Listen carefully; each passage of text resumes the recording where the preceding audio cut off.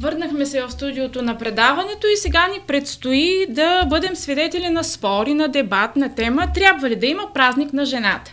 Часове преди 8 март, Международния ден на жената, млади хора от Сливен ще дискутират на тази тема.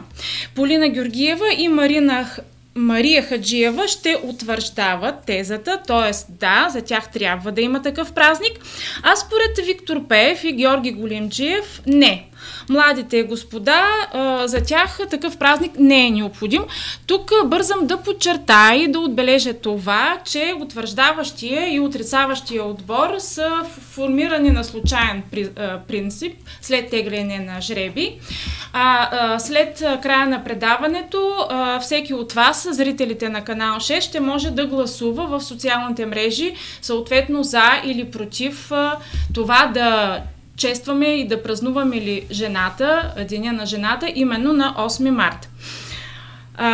Младежите са от клуб Медийни дебати при Младежки дом Сливен с консултанта Нелия Иванова. Трябва ли да има празник за жената? На жената, да или не? Слушаме ви. Добър вечер, уважаеми зрители. Добър вечер на моите драги опоненти. Казвам се Полина Георгиева и съм първи говорител от утвърждаващият отбор. Преди да поясним аргументите в защита на нашата теза, бих искала да обясня накратко, да разкажа как се е основал този празник, какви са били причините и съответно следствията и ползите от този ден на жената. Както знаем всички, 8 март е ден на международното признание на икономическите, политическите и обществените постижения на жените. Първият ден на жената е отбелязан на 23 февруари през 1909 г. в САЩ по инициатива на Американската социалистическа партия.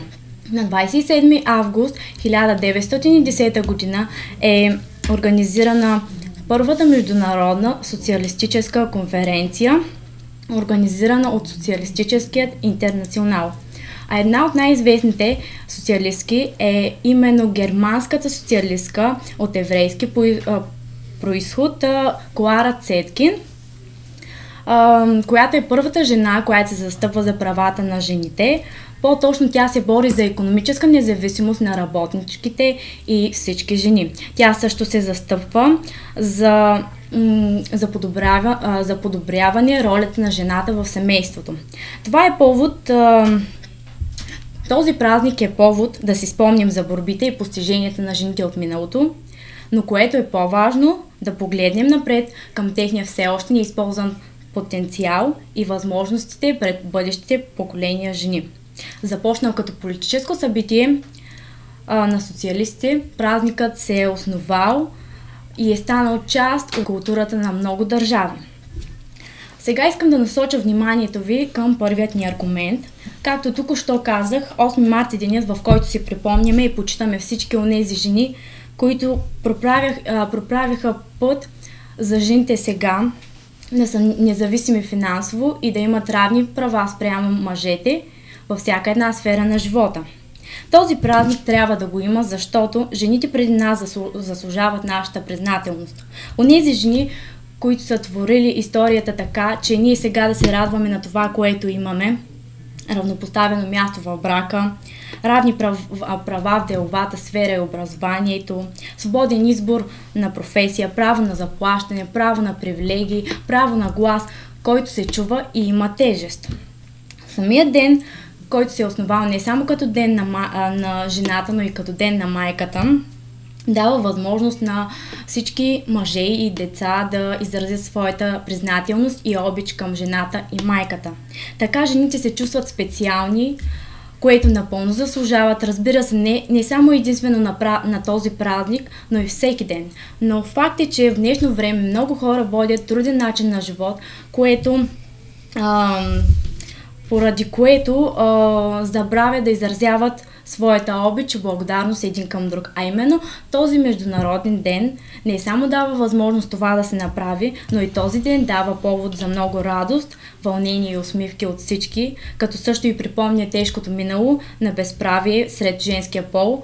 Повдига се темата за ролята на жените в обществото, тяхната сигурност и добър начин на живот.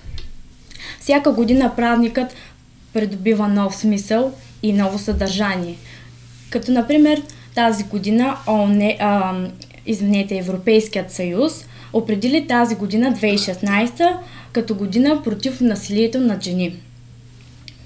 И като заключение искам да кажа, че всички мъже трябва да знаят, че ръката, която милва, не трябва да удря любимата и майката на децата им. Аз съм напълно съгласен с това, което моята прекрасна опонентка каза, но в аргумент срещу нея искам да кажа, че според мен празника вече се е лишил от смисъл.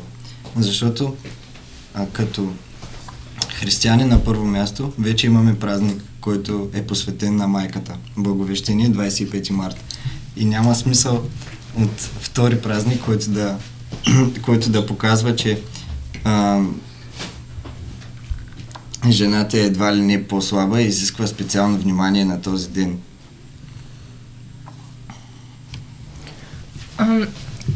Аз съм Мария Хаджиева и напълно подкрепям моята съотборничка Полина Георгиева.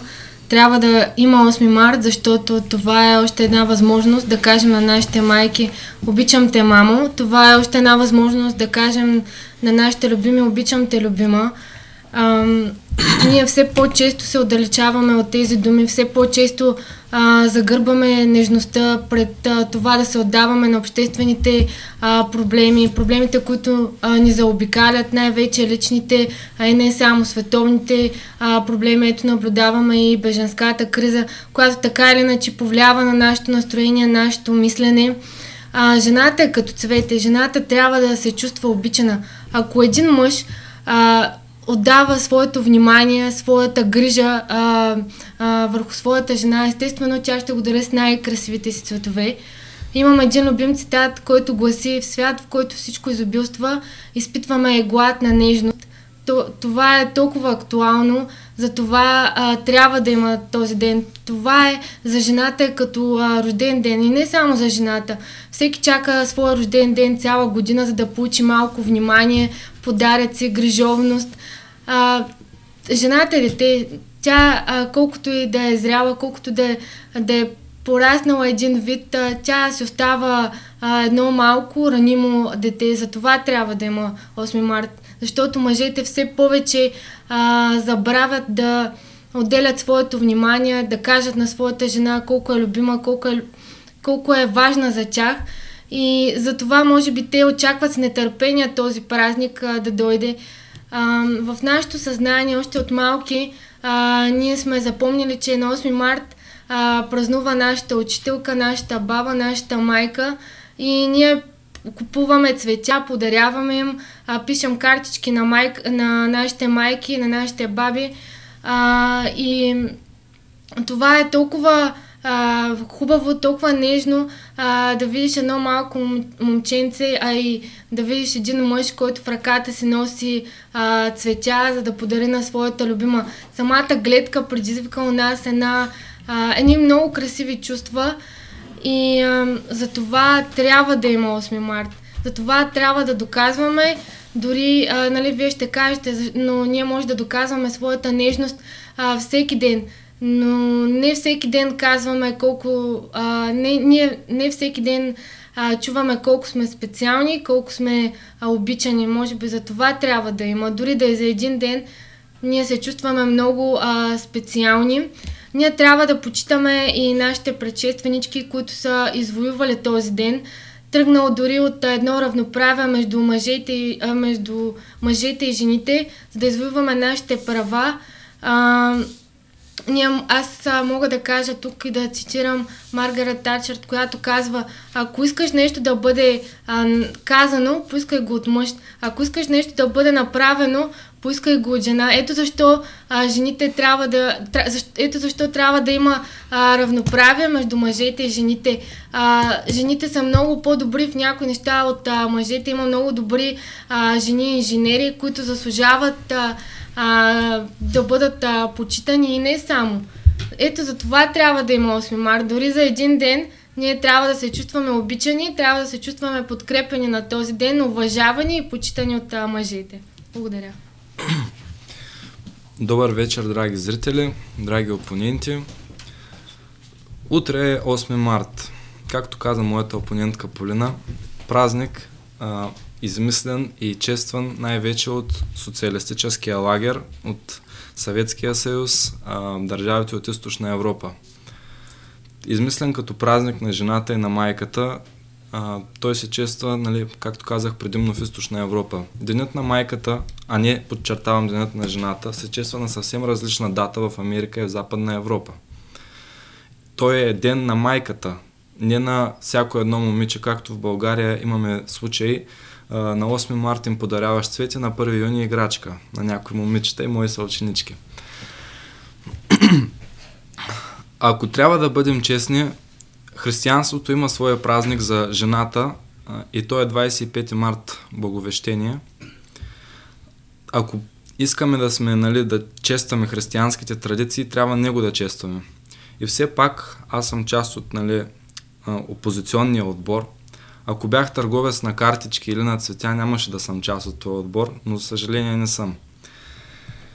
Но този ден се е превърнал по-скоро в един ден на големи продажби и голям оборот за тези търговци, а не толкова за празник за жената. Не знам защо жените толкова защитават 8 март, като явно искат да бъдат оценявани само в един ден от годината, а не през всички дни от годината. Щом искат да го честват един ден от годината. Аз съм за да има такъв празник, но той да бъде за майката, а не за жената. Защото майката е тази, която ражда детето, тази, която го отглежда и която жертва много за него. Случват се и такива парадокси, както казах вече, жените и децата, нали, момичетата да честват два различни празника. С какво едно момиче на 15 години е заслужило да бъде дарявано и с обичта и грижата, нали, на 8 март. Не е била нито майка, нито е отгледала дете. Тя все още е дете. Денят на жената трябва да се чества под формата на емоционален подарък, а не предметен, не материален. Трябва да се проявява обич, нали, от половинката, от страна на родителите, ако трябва, от страна на близките. Но денят на майката това е вече нещо, което трябва да се чества от всички по всякакъв начин. Това е моята теза. Много ти благодарим за твоята реч. Искам да кажа няколко думи относно това, което каза, че ти си за да има ден на майката, но не и на жената. Но аз не съм съгласна, защото какво би казал за тези жени, които нямат възможност поради свои здравословни състояния да имат деца. След като нямат деца, след като нямат възможност и не са майки, т.е. те нямат ден ли? А и това е един ден, в който се честват извоюваните права на жените. Това е като 3 март, например, извоюваната свобода на България. Ние честваме 3 март, освобождението на България. Така и 8 март се чества за извоюваните права на жените. А защо трябва да има ден на жената, а няма ден на мъжа? Напротив, на 19 ноември са дадени в Индия този ден. А в България чества ли се? Ами, точно това е проблема, че този празник не е толкова широко разпространен, но е наличен. Самият празник 8 март показва, че има разделение на жени и мъже и неравнопоставеност.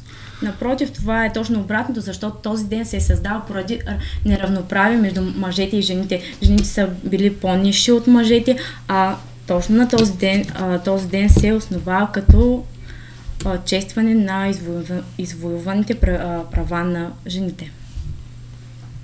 Точно на този ден се чества в източния блок, в източна Европа, но в България нито има ден на бащата, нито ден на мъжа. Има ден 8 март на майката и на жената. Тоест сама си противоречиш, няма такъв ден. Защо жената трябва да бъде винаги сравнявана, да бъде в кухнята и да гледа децата? Жената не може ли да се развива? Това какво общо има с празника? В 21 век има жени, които са доста по-развити от мъжете и самия празник 8 март просто натрупва едно напрежение между тях. Защото понякога, ако ти не се чувстваш длъжен да подариш нещо на приятелката си точно на 8 март, ами например на 7 март, и ако по някакъв начин тя не се почувства доволна от това, което ти си направил за нея на 8 март, не мислите ли, че се натрупва едно напрежение между половите и започва да се появява едно неравенство? Защо трябва подаръка да се изразява в материалност? Не може ли да е с внимание?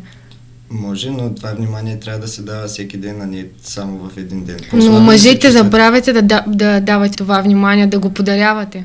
И също, както казах, в днешно време много хора водят труден начин на живота, трупан с куп работа и грижи и забравят всеки ден да си разменят ласки и признателност между си.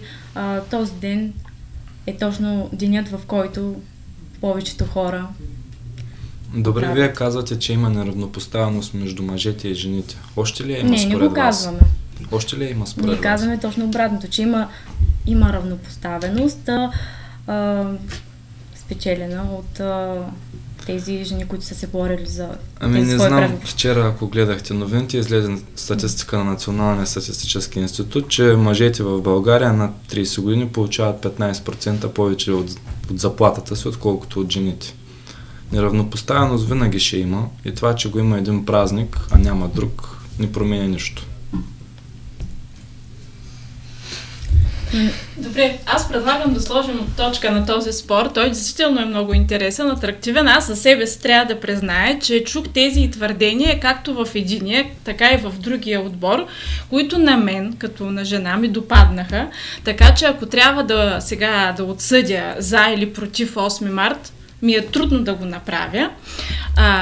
Сега вече като снемем ролите, защото казахме, това е много важно, че така сте разделени в този състав на утвърждаващ и отрицаващ отбор на случайен принцип, след тегляне на жребий. Ако ви попитам просто Виктор, Георги, Полина, Мария, за или против 8 марта? За. Аз лично съм за. Както казах, ако бях търговец на цветя и на картички, щях да съм за, иначе съм неутрален. Неутрален? Okay. Аз съм против. Ето дамата пък е против. Да. И както казах преди мъничко, действително в всяко едно мнение има логика, така че нека да оставим, както е било и до сега, всяка една дама да прецени дали на 8 март да очаква подарък и да празнува този ден като свой или не. Благодаря ви много за този спор и за така мислите, които породихте у всички зрители, предполагам.